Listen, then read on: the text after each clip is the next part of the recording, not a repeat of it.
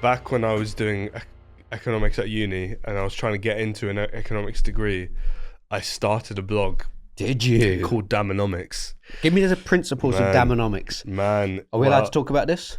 We can talk about this. Yeah, sure. I want to know about the principles of Damonomics. Damn. Well. Damonomics. Well, I thought I was a bit of a legend, right? I used to idolize this author called Tim Harford. He wrote. I know Tim Harford. I listened to his podcast. Tim Harford? Yeah. Really? Yeah. Undercover economist. You thought that I was a dumb old, thick old whitey. I thought you were a thick whitey, man. I thought that's what made this podcast work. Cautionary Tales with Tim Harford. Tim Harford. Wow. It's good. I mean, sometimes it's a bit like, look, who am I to criticize a podcast for being a bit like pleased with itself? It's like he'll have like interviews with people where I'm just like, I listened to every single one, but he just had one that was to do with board games, and it was obviously Tim Harford just being like, I love board games. I'm going to interview a guy about board games. Yeah. And I came out of it being like, I don't think I've learned anything here. I've just listened to Tim talking about his favorite board games. Yeah. And then I'm like, oh, hang on, that's already better than my podcast. But in general, it's like it's a really interesting thing of like, here's a thing I'm going to tell you that's happened that's in history. Yeah. That's a cautionary tale. And then it's going to spin off. It will go, maybe it's a past event, and then he's going to link it to a modern event. Right. But similar in different ways of like, like if you're so focused on one thing, then your brain doesn't notice other things happening. So it's like, it's just interesting stuff to do with psychology and economics and sociology. He's an interesting guy. He's an interesting guy. Yeah. Interesting guy. Wrote some interesting books. Yeah. I was very interested in Undercover Economist, Tim Harford, and the other book I really loved, Freakonomics. Sure. Right? An interesting book. An interesting book. Classic. Debunked a lot nowadays. Yeah. But when I was in school... Oh, sure. Back then, it wasn't debunked. It was bunked. I loved it. It was only bunked. It was top and bottom bunk. It was top and bottom bunk. It was it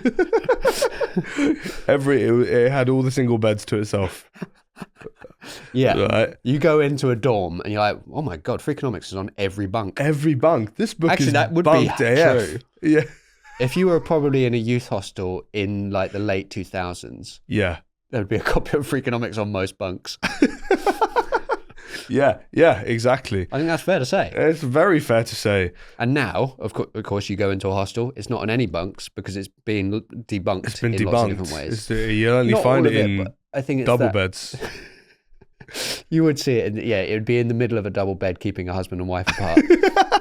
But like, it was fun and exciting for a lot of us because it was like, here's a new way of using sort of thinking to like analyze things, right? Yeah. Exactly. Yeah. That's exactly it. And it was in hindsight, maybe it's too convenient, some of it. Absolutely. But because it comes across as like, oh my God, how did you figure this out? This is so smart. So debunking it doesn't come as a surprise. Sure. It's like, okay, fine. I haven't got that locked in, but I do know that like some of the key tenets are like, there's like stuff to do with like abortion in America leading to a decline in crime rates and things like that is not as rock solid as it's painted in the book. Yeah, like sure. That.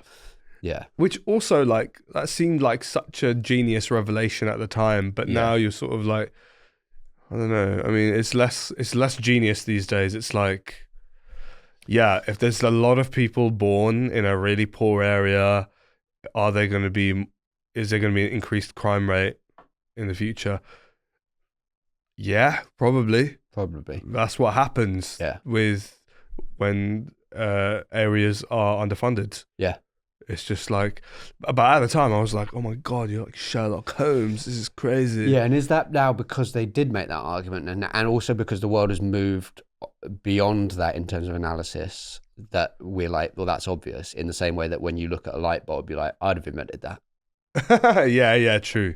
It's just that, you didn't give me the chance to. Yeah, exactly. It was already here before I was here. So you don't know that I couldn't have invented it. And before anyone catches me on that, I'm not sure if it is. It might be that Rhys James has a joke that is in that ballpark of like inventions and things like that. I'll say, check out Rhys James' Spilt Milk on YouTube. It's a fantastic comedy special. I directed it, but also Rhys James, incredible. Some great work there. Right, back to Tim Harford. Right, so I'm like reading these books, and I'm like, oh, this is cool. And this is the first, at A-level, it's the first time I'm studying economics. I'm like, this stuff is cool. I like this. And I think to myself, okay, if I want to get involved in this, I got to start doing my own work on this too. So I start this blog, Damonomics. Okay, and Damonomics didn't live a long time. Sure. I will say. Burn bright. Burn bright. Yeah. Oh, it was a shooting star, baby. It was. It had 2 posts. Okay, it was 2 posts on this whole blog. Number 1 was just like the introductory post. I'm so excited that you did an introductory post. Yeah, and do you know what the introductory post was? It was me writing in the most complex English that I could think of. Yeah, English. English, right? That's to me the most complex English there is. The most complex English ever. Right. Well, I'm reading it like I don't understand much of these words, and I'm like, job done. It's complex. I'm writing about how bad I am at writing. So I'm like, please, if you find any of the following adjectives and verbs to be of an discombobulating nature, then please do a favor to all of the above and forgive the author in question. You know what I mean? It was how old were you when you're doing it? Like 20? Like 17. 17, right. Yeah, it's the age where, like, I remember I found out about the word dilettante around then. Dilettante. And I kept using it all the time. Or like, and this is where I have a joke, which is like, I've had an extremely stressful 2 weeks. First 2 weeks after I learn a new word, I spend that time thinking to myself, stop using it so much. People are onto your hubris. Because when you find a new word, all you want to do is slip it into every conversation. Of course. And I was trying to find any way possible to say dilettante, which is not a word that ever comes up. And I think I learned it from the TV show Alias. So it's not even like I've got I'm watching such highbrow content. I don't know, personally, man, I found all of that quite superfluous, if I'm being honest. And mellifluous, if anything. Yeah. And the groundswell that I've heard of recently is that you're a mellifluous and superfluous. So, you know, I love Alias. So I heard Riz Ahmed say groundswell on a podcast, and I was like, I gotta start saying groundswell. That's such a cool term. I watched a film called Relay that he's in. Okay. It's fantastic. Amazing. What's it about? It's a paranoid thriller. He uses a relay service to communicate with his people who are like whistleblowers, and he helps them to blow whistles. Oh. Yeah. Wow. Which I presume you can do even if you are mute. Yeah. He's not mute in it, but I think he just uses that as a way because like the people who do the relay service aren't allowed to record anything that they say. Oh. So it's like his way of doing secret communication. Anyway, it's set in New York. I've been watching loads of movies that are set in New York because I'm like, that's my city. That's my city. That's my city. And it started out the first scene where I get off the M train in Manhattan. Okay. Lower East Side, where I'm hanging out all the time. And I was like, that's my city. That's my city. Anyway. That's nice. It's fantastic. There's someone in it. She's a very good actor. She's British, I think, and is in everything. She's British? Oh, sure. Oh, she's British? Yeah. You said that so American. Did I? She's like British, She's like British, I think. And I think she's like British or whatever, man. She's doing an American accent, which, you know, I think British people struggle with because, you know, it's difficult to maintain that accent, especially with the R's. With the R's, sure. Yeah. Well, apparently, Chloe was saying when I talk in an American accent, it sounds like a black accent in America. And I don't get why she thinks that. Cut. We try to do one episode without We tried controversy. to do one. That's going to get me cancelled one day, isn't it? Cut it out. Cut it Yeah, out. she did say that, didn't she? She did, yeah. Yeah. And there's so many then nuances to whether or not it's offensive. Yeah, exactly. Yeah.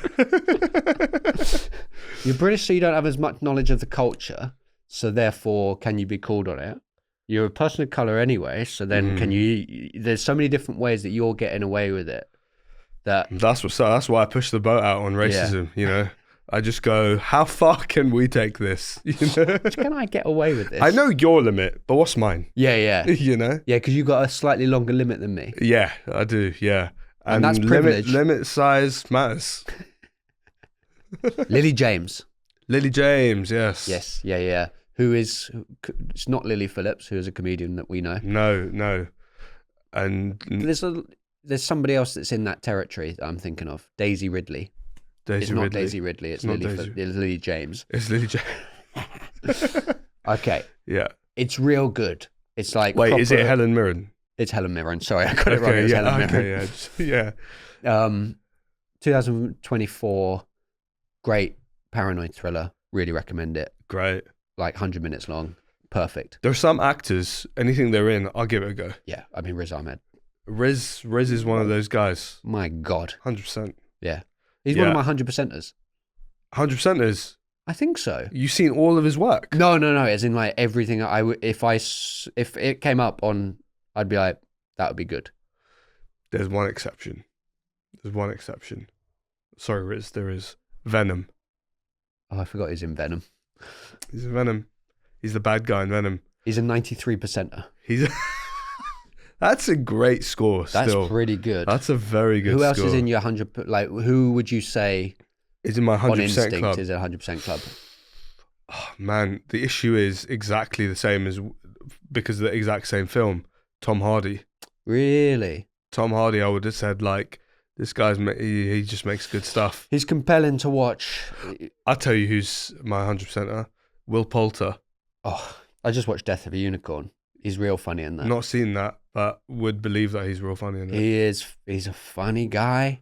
He's hench as hell. He's hench, man. He looks great on screen. Real hench. Yeah. He's real good. I mean, for me, it's simple. It's Amy Adams. And I think Amy Adams has been in a lot of bad movies, but I would always still watch just because she's so compelling. So great to watch. I felt the vibration in your voice when you said "so" there. Yeah, you went. She's so compelling. Even the episode that she's in The Office, to bring it back to The Office after last week. Oh yeah, she comes in. She sells handbags in the first series. Right. Michael Scott's like, "Oh, we don't let outside vendors in," and then he sees what she looks like. He's like, "Yeah, you can use the meeting room," and everyone gets obsessed with her. Yeah, she's incredible in it. And wow. That's just a random... And she's in like a few more episodes after that because her and Jim go out. Yeah, okay. But then she's also in Arrival, which is one of the most beautiful, stunning... pieces of work, piece of art. Yes. Ever created. Beautiful film. Beautiful film. Stunning. Did it give you a better grasp on English? Yeah. Finally, I started to understand how the words sort of loop around on themselves. Yeah. Actually, it is more loopy, isn't it, Hindi? It is. It's a lot more loopy. Yeah, than English. Yeah. Same with Punjabi. Very loopy. Yeah. Loopy indeed. What a loopy language. Hang on. So look, we need to get to Damanomics. We need to get back to Damanomics. Okay. Damanomics. Yes. So that was the first post. The second post. And the final post. This is, and again, I'm just going to earmark this to talk about afterwards. I used to have a routine to do with people's blogs. Really? Okay, great. It was actually about, and I should have brought this up in the Christmas episode, gift giving. Here we go. It was about gift giving. And it was about how gift giving is basically a burden. Yes. Because what happens is you spend a certain amount of money on someone else. They have to now spend a certain amount of money on you. And now you're trapped in a loop of debt. And you know when it's worse? When you break up with someone and you're in, and it's not quite being corrected. You know, you do it before your birthday. Yeah. And you're like, well, then I guess that last one I got them's a fucking waste. That was pathetic that I did that. Yeah. Can I figure out a return somehow? As part of the breakup, is there any way that you can just buy me a nice gift to the region of 70 to 80 pounds? Yeah. And then I think we're quits. Yeah. After that, I think no contact. Yes. But prior to that, I'll send you a list. Send you a list of just things that yeah could fit the bill, that you could, even though it's quite a nasty breakup. Yeah. Because like, to reiterate, it isn't me, it is you. You are bad vibes. You're bad vibes. You're bad energy. You don't want anything to do with you other than this game on the PlayStation 5. Yeah. It always comes back to PlayStation 5. Or if you don't want to do that because you sort of disagree and you think I spent too much gaming during our relationship. Yeah. These Adidas trainers, size 10. I think technically I am a 9.5, but 10 actually gives me a more comfortable fit. SL72 OGs.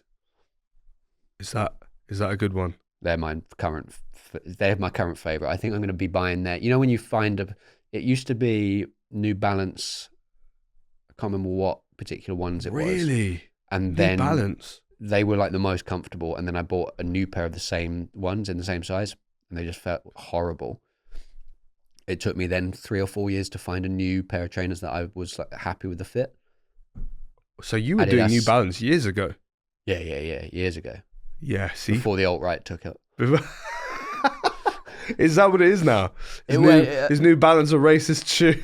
It came in genuinely that it was like, what's that guy, that Richard, you know, that like brand of Nazi that came in like, I want to say 6-7 years ago, or maybe 10 years ago now. Extremely well groomed, like, you know, short back and sides. Yeah. They'd all wear New Balance. No way. Yeah. So they've taken New Balance and they've taken Doc Martens. And they've taken that lovely haircut, short back and sides. And then they came for short back and sides. And I said nothing. Because I wear a turban. And then they came for turbans. Which seemed like a logical endpoint. And there was no one left to stand up for me. Oh my God. This is the universe I want to live in, where they have such mental guerrilla tactics as racists. Is that they're like, oh, you like turbans, do you? That's our thing now. These bald guys, no hair whatsoever. Haven't been able to grow hair for 10 years. Yeah, they've got like stubble this big. They're like, it's disrespectful in our community to show this. I'd be like, you know what? I kind of respect it. You guys have gone so mental. Yeah. We're having that. You've dedicated yourselves to this so hard. Yeah. You can have them. That's called cultural depreciation. Unreal. So, gift giving, Damonomics. Gift giving, yeah. And so it was just this whole thing, this like essay, my argument on like, you shouldn't be giving gifts. Yeah. Because that's a terrible idea. It's interesting. It is interesting. Now, what would you say about like here's something I do, is I just buy gifts sometimes. If I see something I think someone will like, I'm like, oh, I'll just get that. Yeah. How do you feel about the randomness of it? I do like it. I think your heart is in the right place, but the issue is that people are going to feel indebted to. Like, if you just get me something real nice, I'm going to be like, that was so nice of Stu. That was going to make me feel good. But I'm also going to be like, I got to get this guy something real nice and thoughtful now. Interesting. Do you know what I mean? So I think the next stage of Damonomics 2.0. 2.0, okay, it's coming back. When you do your third post. And this is a pitch for you. Okay. You write a third one, a third post. Yeah. And we discuss it.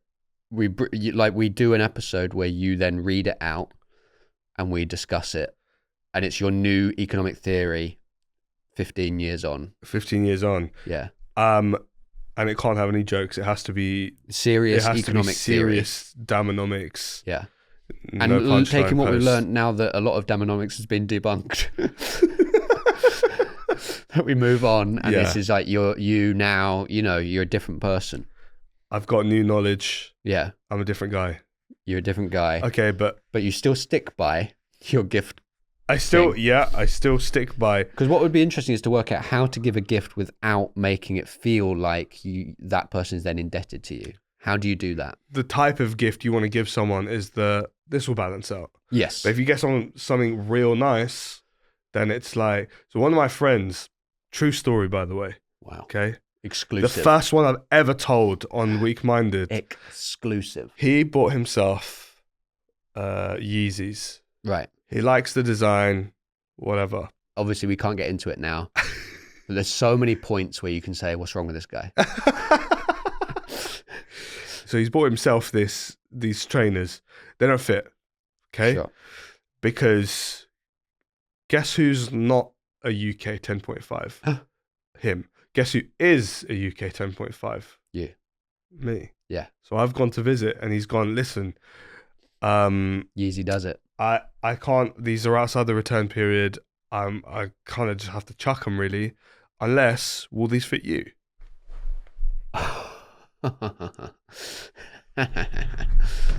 That's free shoes. That's free shoes. That's free shoes. That's a gift. Now he spent money on these shoes. Yeah. Okay. The kind of money that I wouldn't be buying people shoes that cost this much money. Yeah. When was the last time you bought a friend's shoes? Yeah. Right? Yeah. In the gift giving sphere, you're like, this was a lovely gift. It costs a lot. Yeah. But also, he was going to have to get rid of these, or like they'll go to a charity shop or something if I didn't take them. So I've taken this gift, which is kind of spenny, but does the debt still apply? It kind of feels like it still applies. But you've done him a favor in many ways. In many ways, I've taken them off his hands, or rather feet. You know? You took hthem straight off his feet? I'd say I took him off his feet. You swept him off his feet? I swept him off his feet. By doing him such a big favour. That's an interesting one. Because I've had that before and I paid a reduced amount for them. Okay. Because they were running shoes that I was like, well, I'll have them. They're really good running shoes. Yeah. I'll pay you a reduced amount. Yeah. They've done what? 10K in them. They're as good as new. Got you. They've been around the block, sure. Isn't that interesting that to say like shoes have been around the block is like to say they probably haven't, or like the car, it's not really done much. Yeah. But you said that, look, here we go. We're going to let ourselves into some misogyny here. People have said that about a person. Okay. Generally, I think it's towards a woman to be like, well, she's been around the block a few times. Yeah. Is to imply she's had sex with multiple people. Correct. Therefore is damaged goods. Correct. Could this be what Damonomics 3.0 is about? When is going around the block good and when is it bad? I'm guessing it's when a woman has sex with someone. Because that therefore lowers her worth to a man. Dash an essay. We'll stop. Whereas if a car goes around the block, you're like, oh, good. It's roadworthy. It does work on the road. Yeah. When is going around the block good and why are women slags? An economic theory by Daman Bamrah. A neutral fair theory by Daman Bamrah. So my bit about blogs was from a 2015 show. I would say that in the stretch of my first 5 shows, it was probably the best one. Okay, and it got done the least. Right. But one of them was like based around finding a blog that was written about me. And I talk about what my favorite thing about blogs is the first one, because you get to see sort of what prompted someone, like what low point in their life did they reach that they went, I have to start a blog. That's so funny. And really, it was just a way of actually slipping in some extra jokes. Like I then created a fake blog, which was like, recreating certain elements, but like a way of then doing extra material to be like, what's this bit about? And blah, blah, blah. I love the first post in any blog. So if we scroll down, and I went down and I found it. So the worst thing I ever saw, I'll read it to you here. This is a lasting thing for me, so much so that I had to start a blog just to share it with the world. I was walking to the leisure centre through the park and saw a pelican eat a pigeon. I feel like it's coming back. Yeah. Blogging is coming back. What's that website? Everyone's like, whatever that is. Whatever the hell that is. Yeah. People yeah. And they're good. Like I read Amy Matthews. A shout out to Amy Matthews, one of those, whatever that is. Lovely. Whatever that is. Go check out Amy Matthews' whatever that is. Because it is like, and it's fun because like she's a really good writer. Yeah. And you get to read something that's a little like, you wouldn't see it in stand up, or you wouldn't see in like, you wouldn't get posted on a, like, here's a Guardian Q&A with the person, or like an article in the Metro or whatever. It's like a bit more free form, a bit more like their actual personality. Yeah, exactly. Yeah. That's what is right. that thing? What is it called? What is that? It's going to annoy me now. Yeah. Anyway, go check it out. Maybe if we started one of those things, we'd know what it was. Yeah. Maybe that's the solution. The weak-minded one of them things.